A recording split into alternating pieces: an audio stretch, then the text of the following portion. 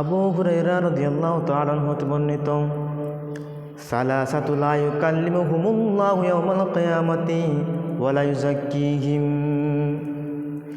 বিশ্বনবী জনাবে মুহাম্মদুর রাসূলুল্লাহ সাল্লাল্লাহু আলাইহি সাল্লাম বলছেন, তিন শ্রেণীর লোকের সঙ্গে কিয়ামতের দিন আল্লাহ পাক রব্বুল আলামিন কথা বলবেন না, তাদেরকে তিনি পবিত্র করবেন না।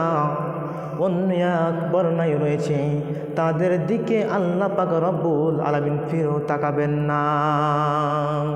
ওয়ালাহুম আযাবুন আলীম, তাদের জন্য রয়েছে যন্ত্রদায়ক শাস্তি। কাদের জন্য রয়েছে? শায়খুন জানিন মালিকুন কাযযাবুন ওয়া আইলুন মুস্তাকবির।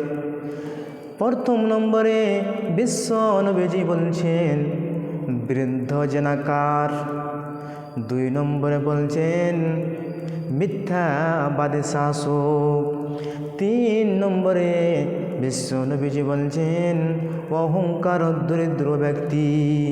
আল্লাহ পাক রব্বুল আলামিন এই 3 শ্রেণীর মানুষের সঙ্গে, 3 শ্রেণীর লোকের সঙ্গে কথা বলবেন না, তাদেরকে পবিত্র করবেন না এবং তাদের দিকে রহমতের দৃষ্টিতে দেখবেন না।